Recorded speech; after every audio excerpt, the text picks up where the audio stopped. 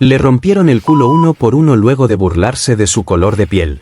Rafael, un congresista blanco y adinerado, terminó en el infierno del Congo tras agredir brutalmente a un guardia negro. Entró jurando que su dinero lo salvaría, pero terminó siendo el juguete de cientos de criminales que le quitaron la soberbia por donde más duele. Acompáñanos a ver esta historia desgarradora. Hay hombres que caminan sobre la tierra convencidos de que el suelo les pertenece por derecho de nacimiento. Rafael era uno de ellos. Un congresista de linaje impecable, piel pálida y una billetera tan gruesa como su soberbia. Para él, el mundo no era un lugar de encuentros, sino una pirámide donde él siempre ocupaba la cúspide. Se despertaba cada mañana entre sábanas de seda, rodeado de una fragancia de impunidad y el eco de su propia voz dictando leyes que raramente le afectaban. Su vida era un desfile de trajes a medida y miradas de desprecio hacia aquellos que consideraba inferiores, especialmente hacia quienes no compartían su color de piel o su estatus social. El destino, sin embargo, disfruta tejiendo trampas para los arrogantes. Una misión diplomática lo llevó al corazón del Congo, un lugar que Rafael miraba con un asco mal disimulado a través de la ventana de su coche blindado. El calor era sofocante, una humedad espesa que parecía pegarse a su piel como un insulto personal. En el aeropuerto de Kinshasa, tras un retraso que agotó su escasa paciencia, el roce fortuito de un guardia de seguridad negro desató el demonio que Rafael llevaba dentro. No fue solo una discusión, fue una explosión de odio. Ante la mirada atónita de diplomáticos y viajeros, Rafael perdió los estribos. Insultó la dignidad del oficial con epítetos racistas que escupió con la saña de quien se cree intocable. Finalmente, descargó su rabia en un golpe brutal que dejó al guardia en el suelo. Rafael esperó que sus conexiones, su pasaporte diplomático y su dinero borraran el rastro de su violencia. Pero ese día, las reglas del juego habían cambiado.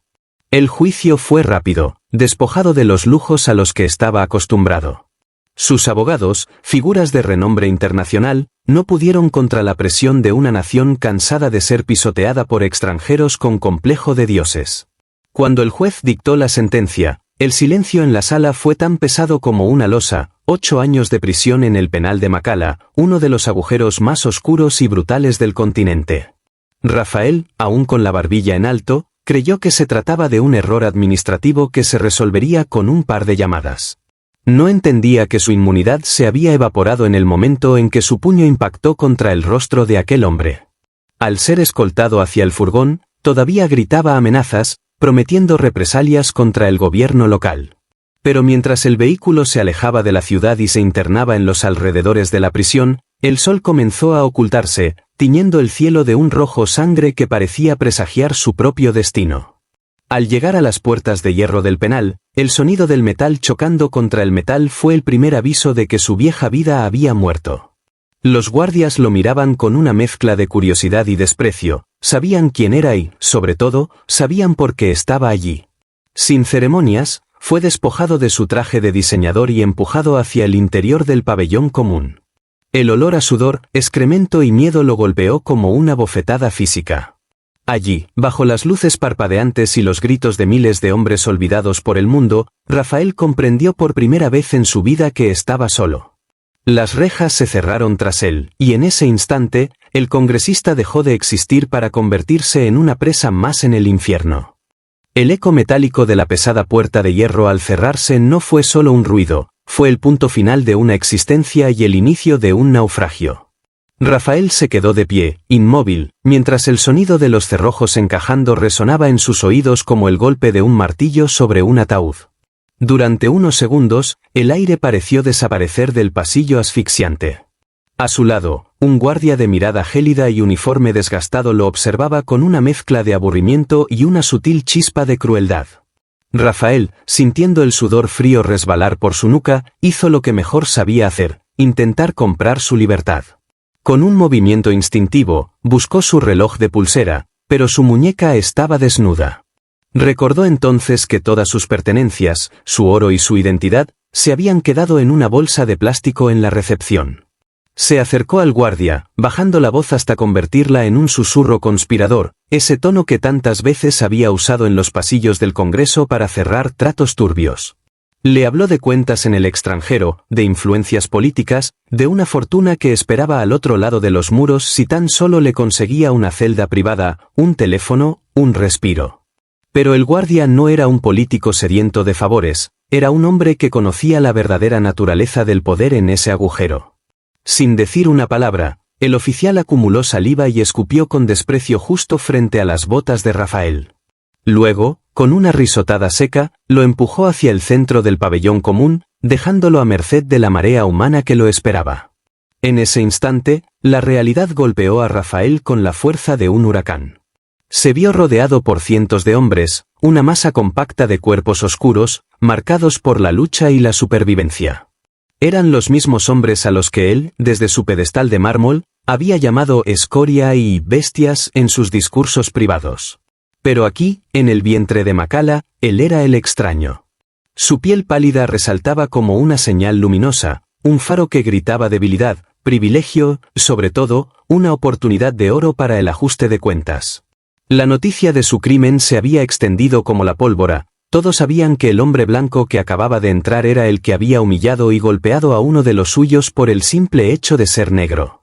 Su racismo, que antes era su escudo de superioridad, se había transformado ahora en su sentencia de muerte social.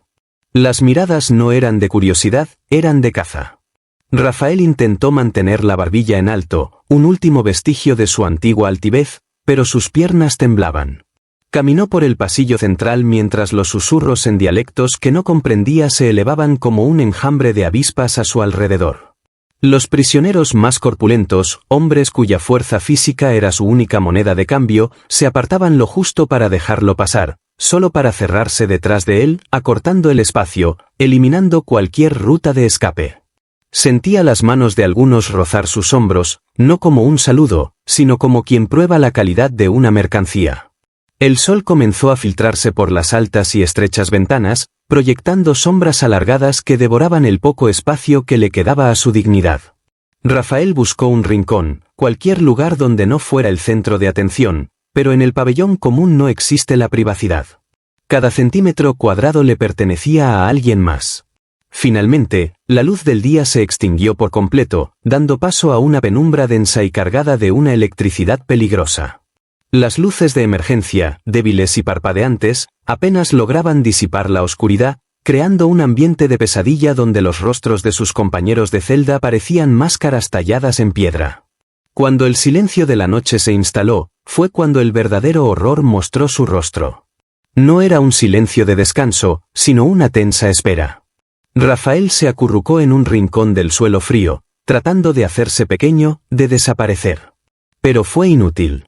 Los pasos pesados comenzaron a acercarse.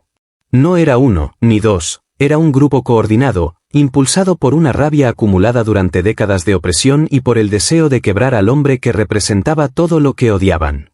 La primera mano que se cerró sobre su cuello no buscaba matarlo, buscaba someterlo. Rafael intentó gritar, pero el sonido se ahogó en su garganta cuando fue levantado en vilo. En ese momento, la transición comenzó. El congresista, el legislador, el hombre que decidía el futuro de miles, dejó de existir. Ya no era un ser humano con derechos o nombre, se convirtió en un objeto, una propiedad colectiva de aquellos a quienes siempre había despreciado. El dolor físico fue inmenso, pero el dolor del alma fue el que realmente lo destrozó. Mientras era arrastrado hacia la oscuridad de las literas traseras, Rafael comprendió que su dinero, sus títulos y su supuesta superioridad racial no eran más que cenizas al viento. Aquella primera noche fue un ciclo interminable de agonía y degradación. Cada vez que pensaba que el suplicio había terminado, una nueva figura se alzaba en la sombra para recordarle su nueva posición en la cadena alimenticia de la prisión. El abuso no era solo sexual, era un ritual de despojo. Le arrebataron su orgullo, su identidad y su voluntad, pedazo a pedazo. Rafael lloró, pero sus lágrimas no despertaron compasión, solo más crueldad. Su cuerpo, que antes cuidaba con esmero en gimnasios de lujo, ahora era un lienzo de humillación. Al llegar el alba, Rafael seguía con vida, pero era un hombre vacío. Se encontraba tirado en el suelo, temblando, con la mirada fija en el techo desconchado. La soberbia que lo había acompañado toda su vida se había agrietado tanto que ya no quedaba nada de ella. Se dio cuenta de que el infierno no era un lugar de fuego y azufre, sino un lugar donde pierdes el control total sobre tu propio cuerpo y donde tu propia existencia depende del capricho de quienes antes considerabas inferiores. El congresista había muerto en la oscuridad. Lo que quedaba en el suelo del pabellón era solo un despojo humano, un juguete roto que apenas comenzaba su larga condena de 8 años en el abismo. El tiempo en la prisión de Macala no se mide en días, sino en cicatrices. Para Rafael, los primeros años fueron una neblina de dolor y confusión, pero pronto el calendario se borró bajo el peso de una rutina diseñada para moler el alma.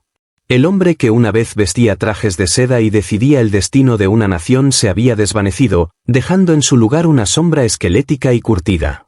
Su piel, antes cuidada con las cremas más costosas, ahora era una costra de quemaduras solares, suciedad incrustada y marcas de golpes que nunca terminaban de sanar. Sus manos, que solo habían sujetado plumas de oro y copas de cristal, estaban ahora cubiertas de llagas abiertas y callosidades brutas, testimonio de jornadas interminables bajo un sol que no conoce la piedad. La esperanza es un veneno en un lugar como este, y Rafael lo aprendió de la manera más cruel. Hubo un momento, a mitad de su condena, en que creyó encontrar una grieta en los muros. Se acercó a un guardia llamado Bemba, un hombre de ojos astutos que parecía estar dispuesto a escuchar. Rafael, usando los restos de su antigua elocuencia, le prometió fortunas ocultas en paraísos fiscales, nombres de contactos poderosos y una vida de lujo si tan solo le permitía hacer una llamada o sacar una carta hacia el exterior. Durante semanas, Rafael se privó de su escasa ración de comida para dársela a Bemba, creyendo que había forjado una alianza, un pacto entre hombres de mundo. Pero en Macala, la única lealtad es hacia el hambre.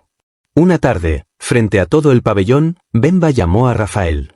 El antiguo congresista se acercó con el corazón latiendo de anticipación, esperando la noticia del contacto establecido. En lugar de eso, el guardia estalló en una carcajada que resonó como una descarga de fusilería.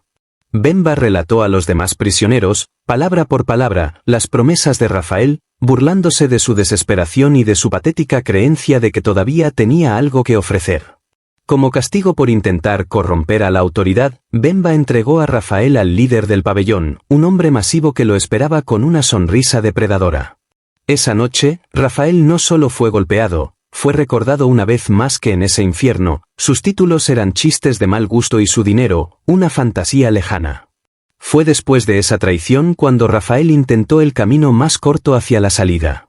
Una noche, usando una tira de su propia manta desgarrada, trató de buscar el final en los barrotes de la ventana más alta.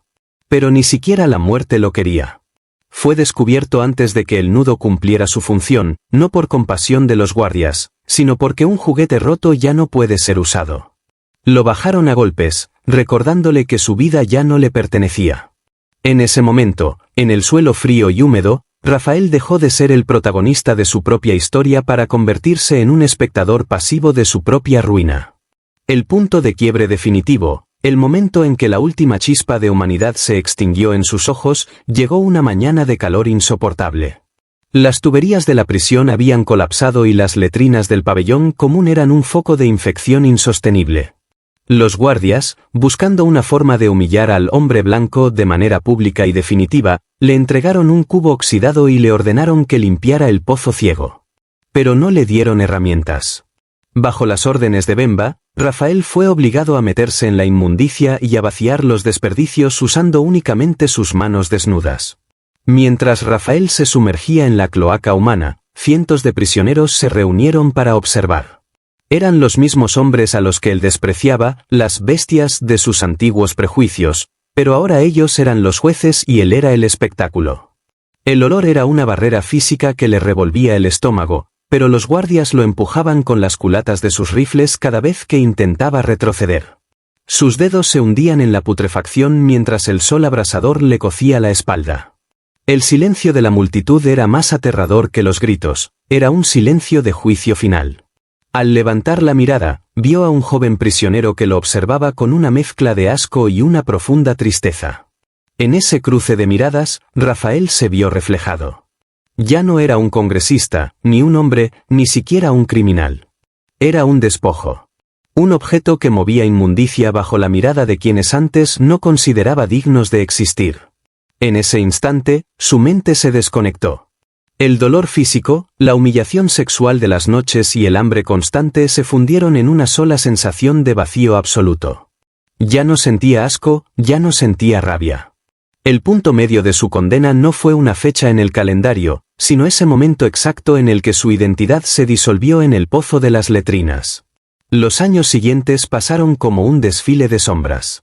Rafael se convirtió en un ser autómata.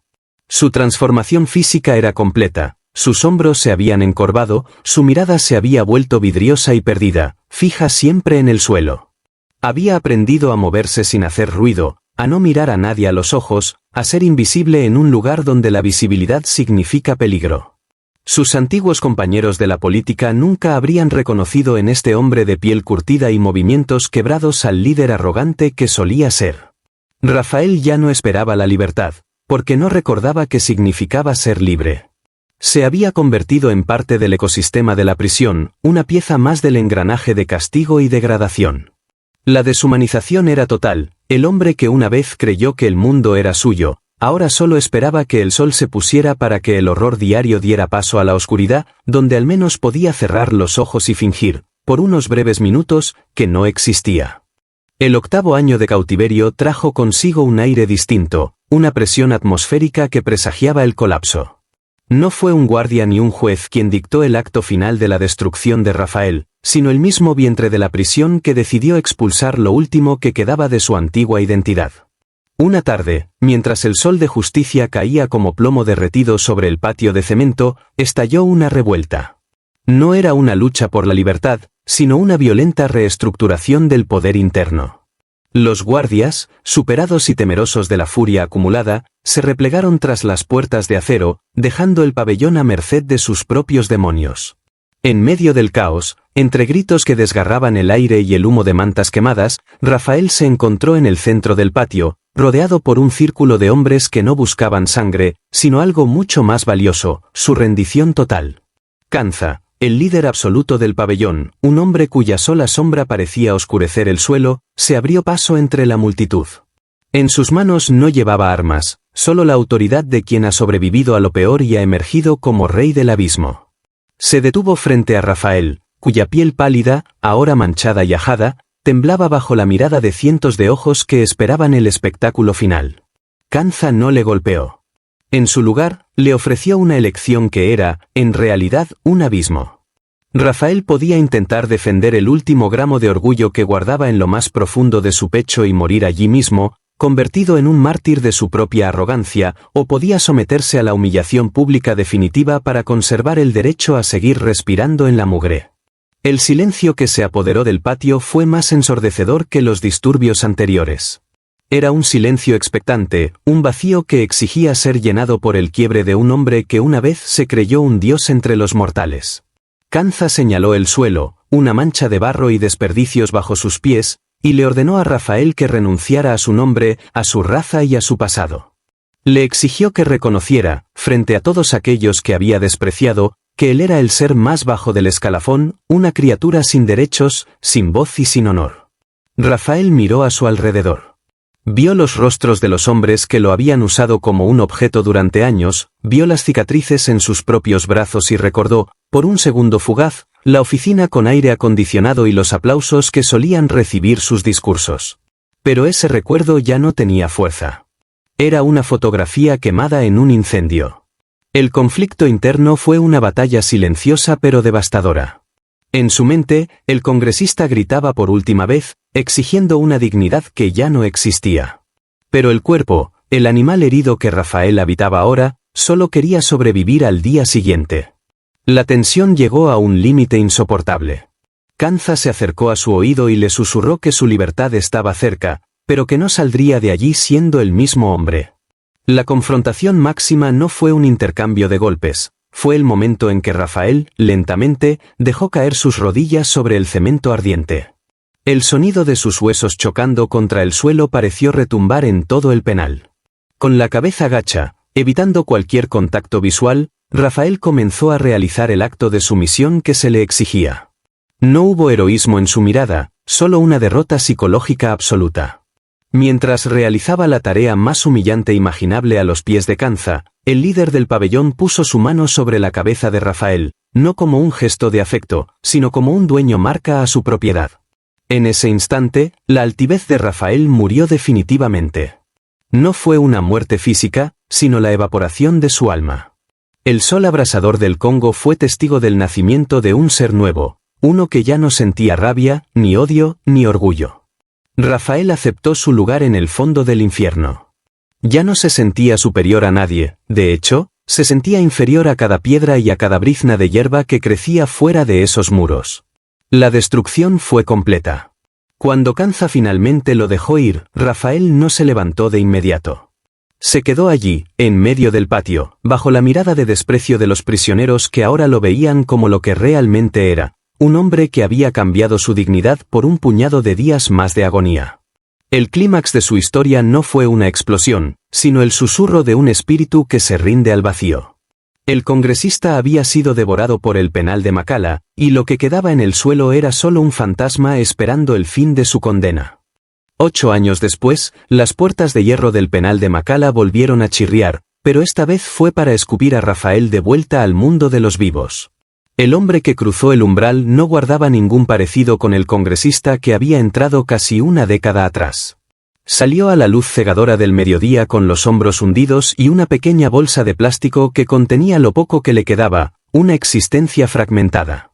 No hubo comitivas esperándolo, ni cámaras de televisión, ni alfombras rojas. Solo el polvo del camino y el calor asfixiante que, por primera vez, no le pareció un insulto, sino una sentencia cumplida. Rafael comenzó a caminar por las calles de Kinshasa, la misma ciudad que una vez miró con asco desde la ventana de su coche blindado. Pero ahora, el blindaje había desaparecido. Caminaba con la cabeza baja, hundida entre los hombros, como si esperara un golpe que podía llegar en cualquier momento. Sus ojos, antes cargados de una arrogancia eléctrica, ahora evitaban cualquier contacto visual. Cada vez que un transeúnte se cruzaba en su camino, Rafael se apartaba instintivamente hacia la orilla, cediendo el paso con una humildad que nacía de lo más profundo de sus huesos. Ya no había rastro de aquel racismo ponzoñoso que solía definirlo, ese odio se había disuelto en el sudor, en la sangre y en las noches interminables de degradación. Lo que quedaba era un miedo instintivo, una alerta constante grabada en su sistema nervioso. Al pasar junto a un grupo de hombres que reían a la entrada de un mercado, Rafael sintió que el corazón le daba un vuelco. El sonido de las risas, que antes le habrían parecido vulgares, ahora le recordaban al eco de sus captores en la oscuridad del pabellón. Su cuerpo, marcado por cicatrices que la ropa vieja apenas lograba ocultar, recordaba lecciones que su mente preferiría olvidar. Había aprendido, de la manera más brutal posible, que en el escalafón del sufrimiento, todos los hombres son iguales cuando se les despoja de sus defensas. El poder, comprendió mientras avanzaba por el bullicio de la ciudad, es una ilusión frágil, un velo que los hombres usan para ocultar su propia vulnerabilidad. Rafael había construido su vida sobre esa mentira, creyéndose intocable por sus títulos, su dinero y su origen. Pero la prisión le había cobrado cada gramo de esa soberbia con intereses. En el infierno de Makala, el cuerpo es la única moneda de cambio, y él lo había pagado todo. La libertad se sentía extraña, pesada, casi inmerecida. Se sentía como un fantasma recorriendo un mundo que ya no le pertenecía, un ser quebrado que caminaba entre los vivos sin ser uno de ellos. Finalmente, se detuvo frente al escaparate de una tienda de artículos electrónicos. La luz del sol golpeaba el cristal, creando un espejo improvisado. Rafael levantó la vista, algo que no había hecho en años, y se obligó a mirar su propio reflejo. Tardó varios segundos en reconocer lo que veía.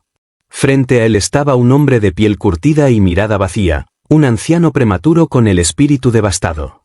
No buscó al monstruo arrogante que solía ser, porque sabía que ese hombre había muerto en la primera noche de su cautiverio. Lo que veía ahora era el resultado de una justicia poética y terrible, un hombre que finalmente entendía que el precio de haber despreciado la dignidad ajena había sido la pérdida total de la suya propia. Con un suspiro que pareció arrastrar el peso de toda su condena, Rafael bajó la mirada una vez más y se perdió entre la multitud, convertido en un hombre que, tras perderlo todo, finalmente había aprendido el verdadero significado de la palabra humildad.